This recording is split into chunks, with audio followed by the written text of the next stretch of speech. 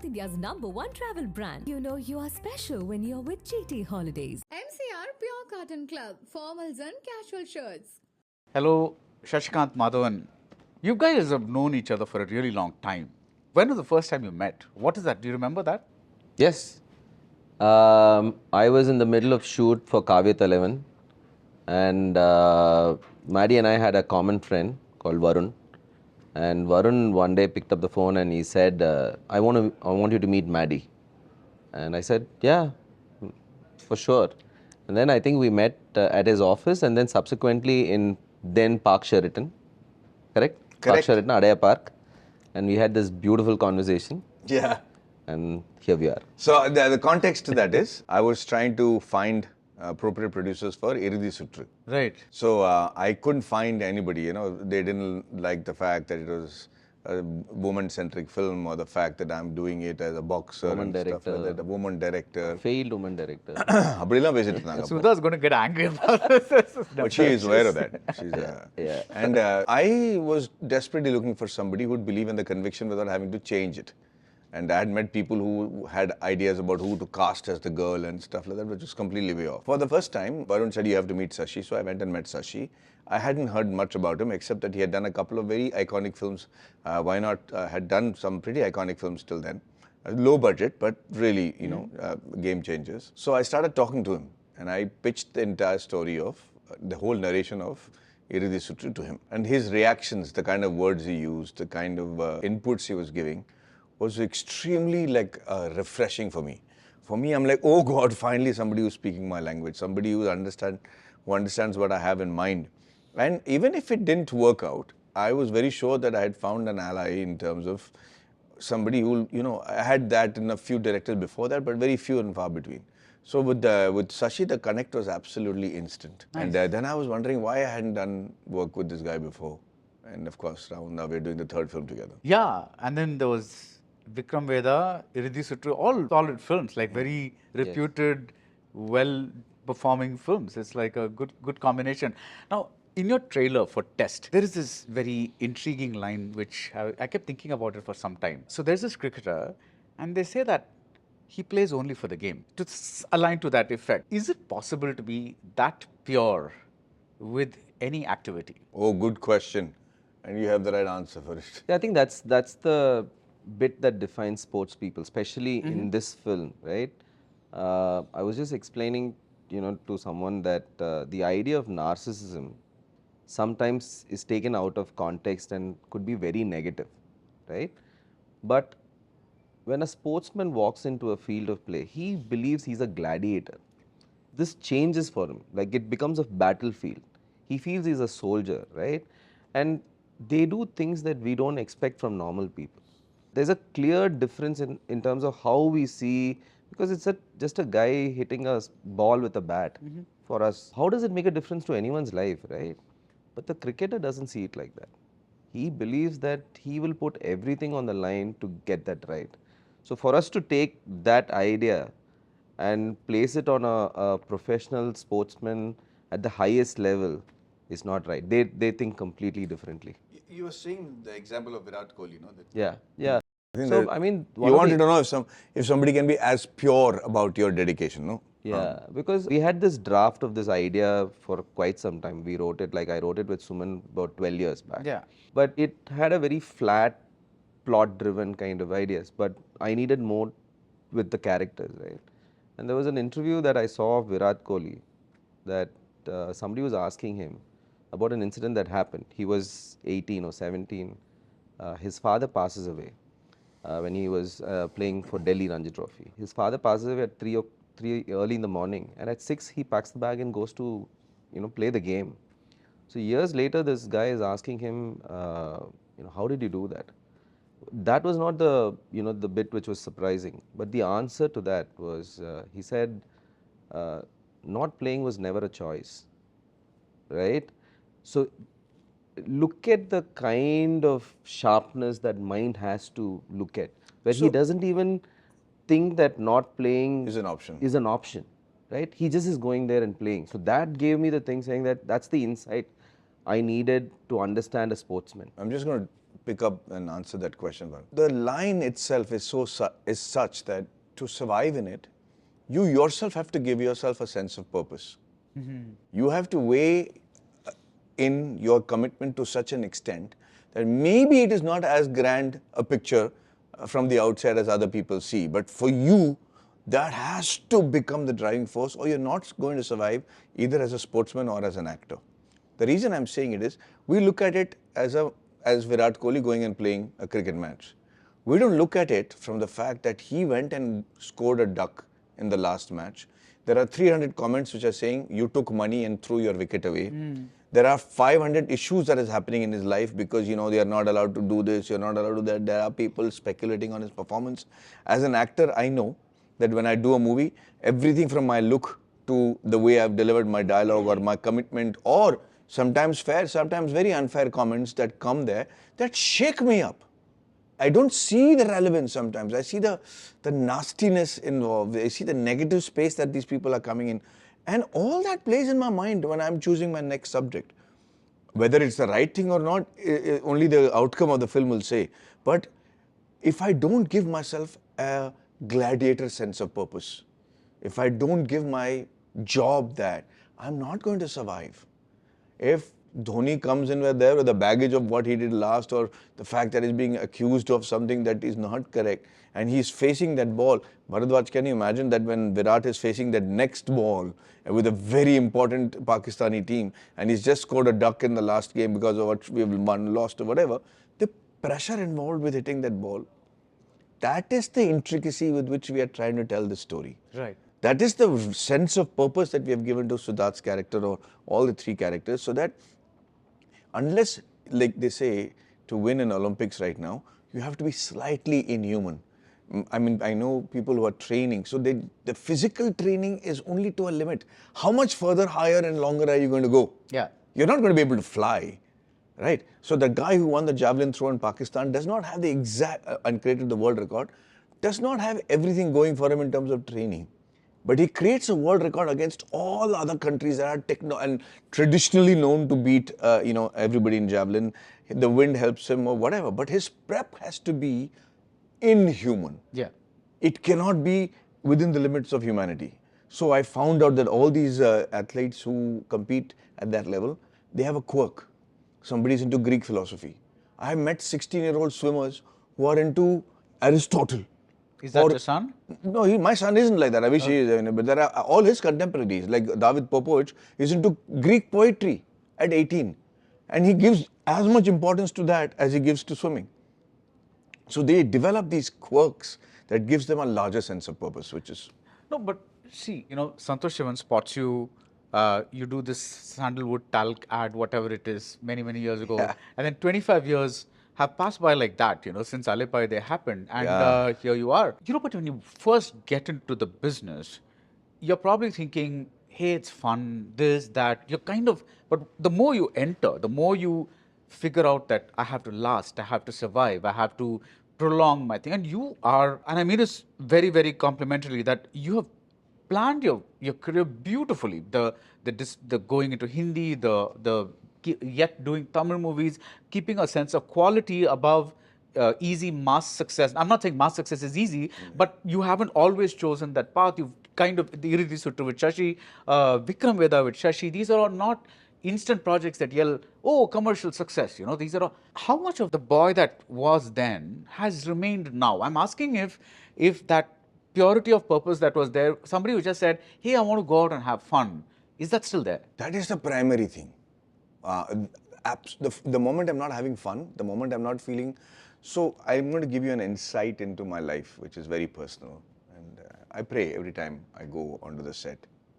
And my prayer is, after 25 years, God give me an expression that I've never seen before on my face. Because it is so easy to resort to the most standard expressions that you've been giving for either love, crying, or pathos, or whatever it is, when you're not motivated with the storyteller or the set or the. So I never want to go to a set where I'm not excited about what I'm creating, because I will go to for 16.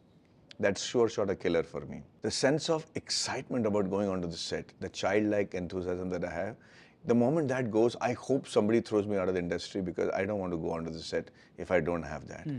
That is a growth factor. The second thing is, people far underestimate the amount of data analysis that is required to stay relevant in today's world. Okay, my 90% of my work, Baradwaj, is actually research. Before I go on to the set, the amount of research I do on the plane, on the flight, on the car, I'm constantly doing that just so that I can stay ahead of the current generation. And I don't want them to see me around the corner. I want them to go and say, oh, yeah. So the sense of being a star is such that they have to look at you with a slightly inhuman quality that you have. Right. How is he able to look like that? How is he able to pull off something like that? You know, that awe has to be there, or else they are at par. Every third guy has got a six-pack right now. Every lady knows who dances in their own marriages in today's Tamil weddings is a better dancer than half our heroines who are able to do only like one take at a time. They're doing the whole song in a run. So how are we going to become aspirational for them? That has always been my challenge. So the planning that you're talking about, I think you remember distinctly that I was 30 years old when I did Alai Payude. It released in 2000 when I was exactly 30 years old. I had started getting grey hair, and my realization was, I'm not going to be pulling off romantic roles for the rest of my life. What are the other things that are going with me? So when I was doing movies, I realized that I'm dancing with blue pants and green shirts in Switzerland. I'm not able to entice anybody with that aspect of mine. I'm playing to somebody else, to somebody else's fiddle, because they imagine that this is how I will be accepted. So taking control of my life happened at that time when I said, no, I've already worked with Mani sir. I've worked with these people. So what am I playing to my strengths? And that realization, I think, helped me survive for 25 years. So I know that I know how to handle a gun properly. I know what it is to be skiing. I know I'm a public speaker. I'm a golfer. I've done these things. So there has to be a value to all that I've done, and how to include my defense experiences. How to include that in the stories I'm saying, instead of trying to hard fit into a story that allegedly make me a superstar in the B and C centers. Right. There's no way that this face is going to look uneducated or hungry. So why play to that? You know, the word test brings to mind the fact that you've been through some very testing situations, right? Vikram Vedha is about to be released, and then the government of Tamil Nadu says theatre shut down, and then you have to announce a new date. You're panicking. There's a scramble. You know, there are so many things that go into deciding a date and then trying to bring out a film on time. Testing situation. How do you handle the pressures that come with filmmaking, because you're a producer and now you're a director? Well, I was learning on the job because this is not my first job, right? You move in being an architect and then into production. And interestingly, testing is the nature that I needed to understand to direct this film, because without being in those situations where things test you out, because like a lot of people have asked me, what is the idea of the test? The idea of the test is that only if the test happens to you, do you find out who you really are. You're talking like what has actually happened over there, right? There's no reference point to a situation like that, right? You try and remain calm, you try and see what is that is available as resource at that point of time. Because it was an endless strike, if you remember, they just said shut, and then they said, okay, we were the first films to come after the whole strike at that point of time, actually. That was more a business issue than anything else, right? Because you were losing money every month that you had to push the thing. You tested out for those reasons. But luckily, we had the resource at that point of time. We could keep it. I mean, it was worse during the pandemic. We had done Jagmay Tandiram at that point of time, and we held on to the film for close to 15 months at that point of time, where the film was supposed to release on May 1st, and March 15th is when the industry shut down, the whole world shut down actually. And the film eventually released 15 months after that.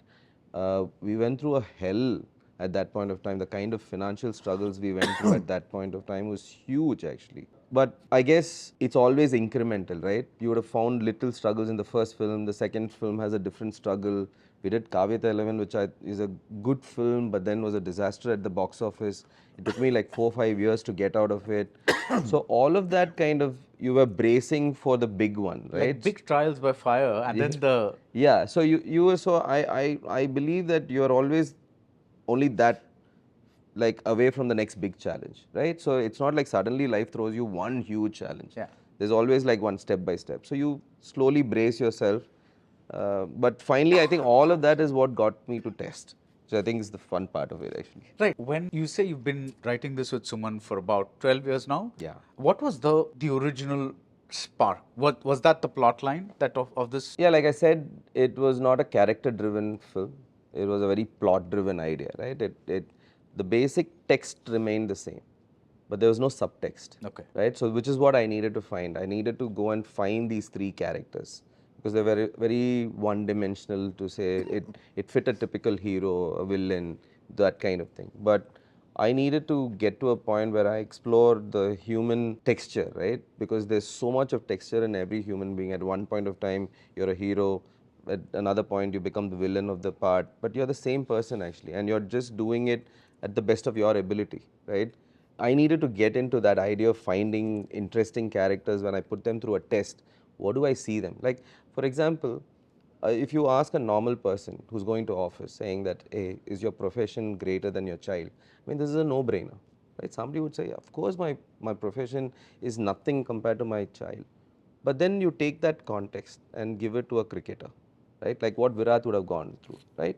Then you see that context changes. Where does the hero be? Where does the villain be, right? So the test is what brings the hero and villain part of it, right? So all of that is what I needed to find, right? You really needed to go through and understand these characters. It was a deep dive into understanding characters. The plot was there, but it is the characters that I needed to find. And the writing was more about the characters than the plot. So the title is really a metaphor for life. Correct. It's Correct. like test as a thing. Because you truly find out who you are. Because we all go through tests and we don't understand what is the byproduct of it. Because say for example, you're walking on the road, somebody is coming with a knife. Are you going to hit back? Are you going to fall on his feet? Or are you going to run away? You don't know till that guy with a knife comes in front of you. And that is what the test is. Right, The right. test will eventually show who you are, who is really inside you. And that's the fun. It's so true. You know, you have a fantasy about who you really are and, you know, your heroism. But when you're really faced with a situation is when you come to know whether you are all that you expected yourself to be, either more or less. And it can be quite a, you know, Yeah. Yeah, because in the film, the characters are stunned by who they've become or who the mirror shows them. That's the revelation. That's the fun part. Like, who's this guy who's hiding inside that's popped up, right? That was the fun part to create, design the characters, right? That was really And the best part is it's not overt. It's not like the guy's clothes have changed or you see the transition happening in a particular moment. I love without having to gloat over something that is not released yet, I'm just saying, the fact that actors look for is how do you make that transition almost unrecognizable, seamless, you know? How does that happen? Like, when did this Inba become a bad guy or a good guy? You know, what happened, you know? And the way he had made those transitions was so amazing. For me, it was a self-discovery. For me, it was like, oh boy. And it was, you know, it seemed justified at every step. Nothing seemed forced. Nothing seemed like, oh, this is the where the screenplay has to change. So just somewhere, just the choices that brought me to what I became at the end. Now, I know that the way you work with directors is very, very in an involved way, right? Because you're one of the very rare actors that actually read screenplays as opposed to, I mean, just say, oh, narration is good, and then you go. You don't do that, right? But when you know Shashi and when there's this rapport with him and he's an ally, like you said, did you trust him a little more than you would a regular person, or did you go through the same process of, okay, the script is here, Shashi, this is not working for me, this is kind of this one. Maybe both of you should answer this. It's kind of a... If anything, I think I was harder on him than anybody else. Really? With the relationship we share, he could have just come in and said, you know, when are your dates free, let's do this. And Right. I would have had to do it. But I said no. I said no to the project. Of course. I was suggesting other actors to him, saying, go to them. This is not going to work out for me. And he was, But why do you think it is not going to work out for you? like I said again, it's changed the way I look at cinema and the way I approve projects since the day I said no to him. I was conditioned by a lot of things that happened with the films that he was doing, and the fact that he's going to put in. It's not a small film to make. A first-time director who's never assisted anybody, wants to come and tell me a story that has got. I mean, this is the least of the stories I would have expected Sashi to tell me. With the conversations that we've had and the fun that we've had and the kind of person that we've known each other and the kind of scripts that he's approved with me, with Vikram Vedha and Iridhi Sutre, this was not the kind of subject I would expect to come from him, right? Secondly, I was afraid. He's not making a small film. It's a fairly big budget film for Tamil cinema. And to go to that level and put your neck out for that extent, I was not happy that he was doing it. I was hoping that, that he gets everything after the pandemic. Getting your feet firmly on the ground was everybody's priority. Yeah. And here he was trying to make his own film at an obnoxious cost. And the third thing was that I was not very comfortable because I was not able to relate to a subject like a character like Sara. For me, he turned out to be he was what the hell is he, such a loser? And I was not able to see the redemption. I was not able to see, so I kept saying no to him, literally, till he would take each of those no's. And any other director or a friend would have said, fuck you, literally, what the hell is wrong with you? I'll go with somebody else who will do a better job. But he didn't do that. For some reason, he kept like a bloodhound, at me. And it came to a point where I started seeing his vision. Right. And it came to a point where I started understanding how easily I would have gone down the rabbit hole if I didn't look at all the other scripts in the same sense that he forced me to look at. And what made you say that this is the guy for my Sara? Because Maddie's character... I mean, apart from the friendship, all that. No, actually, you know what? It needed somebody who was turning into a different person. So where this character starts, right? Maddie has never been a loser. Like, I know in his thing is that he can't understand what it is to lose, right? And that was so important for this character when he's finally realizing I'm a loser. So that reality of who he was in person is how this character starts in the film. But towards the end, when he sees that what his life has come down to, I need that the truth to come through a person who in his head is never going to lose. That is the bit that Maddie had to get into this character. Like it was not obvious, but you see like that angle completely different from a guy who tried everything. Like you would see Maddie in our school or college, you see that one guy, the coolest looking guy, first rank, bike, girl, the best girl. He gets everything. But cut to 20 years later, he's nobody. So you would want to know what happened to that guy. We thought he's going to rule the world, right? I wanted somebody like that. I wanted the rock star in college, just 20 years later, what the MIT gold medalist, suddenly what happened to him, right? And that, it's not somebody else telling you that. He's looking at one day in the mirror and saying, shit, my wife is thinking all we are useful is just to have one small house and 2 kids and die. That is not what I wanted. I wanted to rule the world. What does my life come down to? I needed that. That authenticity of that realization needs to come from a guy who always knew he was going to rule. Right. That needed conviction. So I had to keep pushing him to find that character. And, so it worked out. but tell me, Maddie, one thing is, the conviction, that's a word that really, really applies to you because, I've been very, very interested, is probably the word, by the way you conduct yourself in a business where perception has a lot to do with how, it's a big part of the game, right? So a lot of people would prefer to have their religious views as neutral. You put it out there.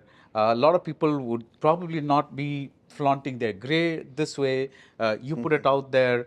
There's something about you that says, guys, this is me, take it or leave it. Where does that conviction come from? As an actor, I have enough of stress in my life. I have a lot of baggages to carry. I did this from the very first Alai Paide film, and everybody said, don't tell everybody you're married, you won't find girl fans. It was not a baggage I was comfortable carrying. It was not a, you keep increasing those layers in front of your non-actor life, then you have to keep pussyfooting with what you do in your professional life because all the images that you've created that does not complement what you're doing. I don't pass judgment. In 25 years of my life, I haven't had a argument or a fight with somebody where I decided to say negative things about them on the press. It's not like I didn't have the opportunity. But all that didn't matter to me. The very fact that, and thank you for saying this, but at 25 years in the industry, now I still feel my guns are yet to light here. I haven't still not blazing with all my guns. Despite Nambi and all that. Despite all that, I just think that's all that happened. But now I'm with every year I'm feeling even more excited because I'm opening chakras in my life that I think I'm able to do a shaitan, for instance. So it's not what I was expecting to do, and this one. So I don't think that is possible if I took my off-screen image seriously. Right. So there was no hiding anything. This is who I am. I don't pass a judgment on you. This is what I have been. I have my, flaws, and I have my. And are we done with that after 25 years? No, let's just look at my work. So that's, I think, for me, the easiest flow path. No, Maddie, I'm going to jump in here because there's some couple of things which is just like coming to my head now. Shit. So, because the conversation, the first question was, do you remember the first time we met? And then the last question is, how did you look at, why did you want Maddie for this character? I've never told this before, and not to him also, actually. So, the first meeting we had in Park Sheraton, right? And he gave this beautiful narration. And then I finally asked him, what's the title? And he said, Irudhi Sutru. And like, அது ஒரு casual நம்ம cinema dialogue மாதிரி what I said was, he's been off cinema for about 4 years then. He'd completely taken a break. He'd gone off the chart. He was not visible anywhere. And I jokingly said, உனக்கும் இது இறுதி சுற்று இல்லை, Maddie. Like, this is your last round, right? And like that look on his face, right? Like when somebody is looking at this and somebody from the outside is saying, this is your last chance. That was such a, and I that face I will always remember. I've told you once about that before. But choosing him to do this role, right? I saw my Sarah look at life exactly that day.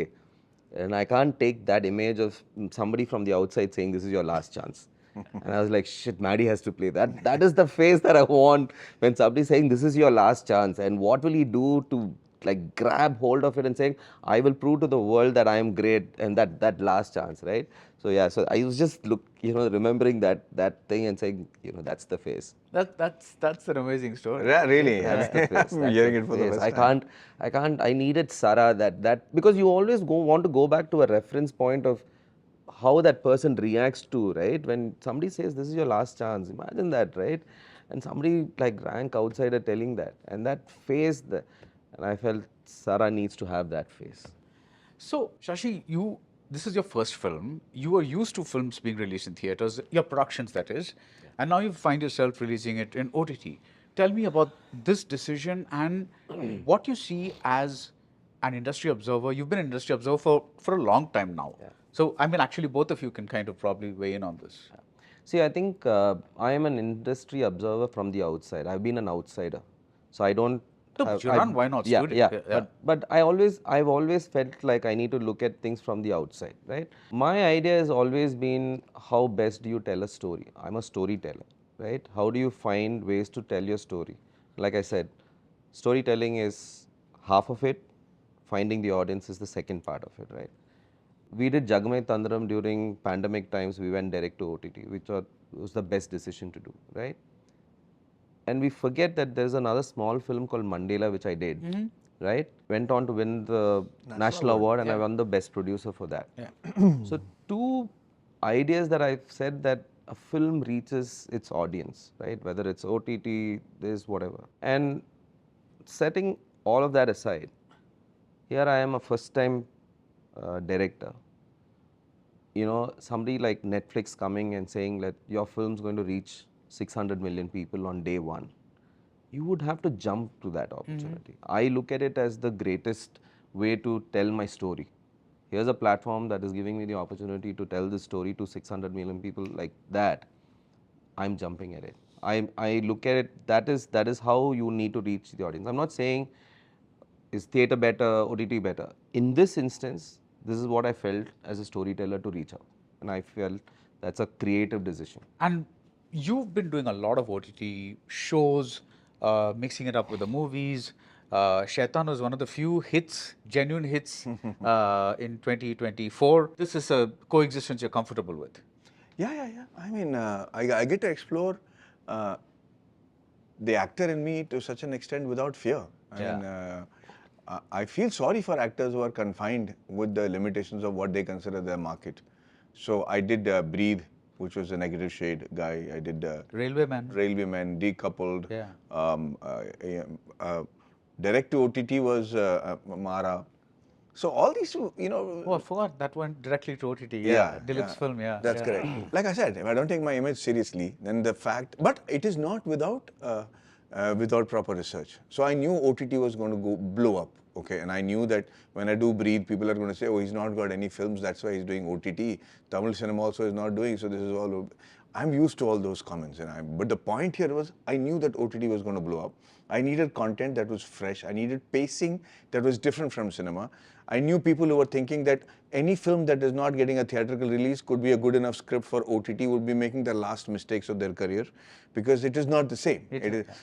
As an actor, what you prepare for OTT is very different from what an actor prepares for a cinematic release in the theaters, right?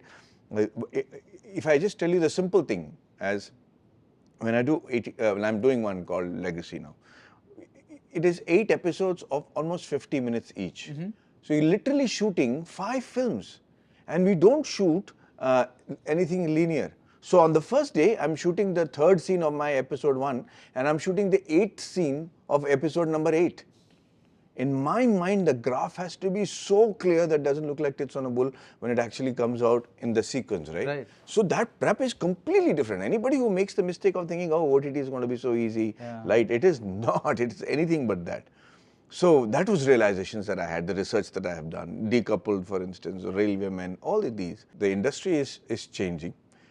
You would have felt when you start interviewing yourself, the subjects have changed so much. People are very happy to descend into a comfort zone and say, this has worked for me 6 months ago, this is going to work for me. I find the relevance of even the critics to an extent, you know, like cricketers, for instance, at one point of time, the superstardom of the cricket was so much that I didn't have to memorize a Indian cricket team's name every 3rd week. They would be a solid cricket team, man. You knew who they were, who was 1 down, who was 2 down. Now it's difficult for me to remember the names, forget about the downs. And now cricket is happening every 3rd month. So imagine the amount of manifestations those guys have to do to be relevant in today's world. And I think that challenge is there for the entire industry. Right, and I think that's something that you know, everybody in every field has to do these days. You know, it's just not actors, directors. But one thing that's been very interesting about this conversation is that this is one of the rare times that I've actually interviewed 2 multi-hyphenates, because you're a producer, now director, and you've been a bunch of other things, and you actor, director, producer. You know, it's kind of like an interesting way to go about it. But finally, I've got to leave you with this. I need to know the answer to this question. What advice would you give a person setting out to make his or her first film? I feel in our industry, we loosely use a lot of terms: director, producer, filmmaker. But I think the word I would go for is storyteller. Okay. Right? I think that is the essential part of you deciding whether to tell the story or not. Because film making is a tool, it's a medium to tell that story, right? But I think all of the great directors have understood the idea of storytelling, because it is part telling the story, but part telling the story that other person is going to listen, right? That great gift of understanding that in between, you're also putting yourself from the shoes of the listener, the audience, right? And then creating something. Sometimes we take this absolute position of, I'm a storyteller, the listening is something else. But that's not true. If you really look at the guys who do this at that level, understand storytelling from who the story is being told to. So as long as somebody actually dwells into that, and it's like writing and reading needs to be part of that process, I think they will eventually be a good director, a good producer, and all of that. I was stuck in a traffic jam very earlier on in my career in Bombay, and I was desperate to get to home because I wanted to use the loo. And one guy got in front and banged another guy's car. Baradwaj, these two guys got out and they started an argument right in front of my car.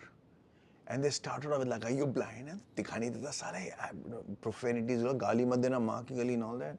Then you had these other cars sitting there honking and trying to say, take it easy. And these guys are going at each other's guts, coming to almost fisticuffs. And that whole, then from there it went to like, dimag nahi hai kya tum logon ka yaar? How are you driving a car like this? Who gave you the license? He says, who gave you the license? Then he finally said, it went from aggression to reasoning to understanding that nothing can be done till they each gave water from each other's car. Ki pani pile yaar, tera gala ja raha hai. It ended there. It took 1 hour 45 minutes. We were stuck in that traffic 1 hour 45 minutes. I didn't have a different camera angle. I didn't have background score. I didn't have, insight into all the lines that they were saying. But I was engaged for 1 hour and 45 minutes looking at this That's a movie. fight. That is a story. You take that bit, and if you're able to bring that much of realism into, and probably they're best of friends today, I don't know, it could be anything that happens, right? Yeah. Like Sashi says, today it's become much more easier to make content than it was 15 years ago when to get a camera itself, you had to be a privileged guy or a cinema student. Today, every Tom, Dick and Harry and his mother has a little camera and they're making it. The highest revenue generating lady on YouTube today from India is a lady from a small town who's making recipes on YouTube, brother. Making a huge amount of money, and she probably is past her prime. So you don't need anything. You just need to have a story that you want to tell from deep within. Don't have idols, don't have icons, don't have people you admire. Just take that story. Everybody will try and change it and bring it to your conditioning. Just tell that story. Put it out on YouTube. You're already well on your way to becoming a storyteller. Eventually, whether you become a director or not, is whether people relate to the story that you're saying. The first half is making the story like Sashi says, the other is to see how many people relate to it. Yeah. My point is to going back to this traffic fight, where it doesn't matter which aspect of all the other cars were, and from which background you came, you were all able to relate to the honesty of that fight. Yeah. So I believe that if you have a story that is coming from a hardcore conditioning and there is an honesty, you're not polluting it with what you think the industry wants to see or what you see yourself as, and you tell that story with that nakedness and intensity, you're a storyteller. That's good to hear. Thank you very much. All the best for Test Shashi and Maddie. Thank you very much. Thank you, Maddie. Baradwaj. Thank you. South India's #1 travel brand. You know you are special when you're with GT Holidays. MCR Pure Cotton Club, formals and casual shirts.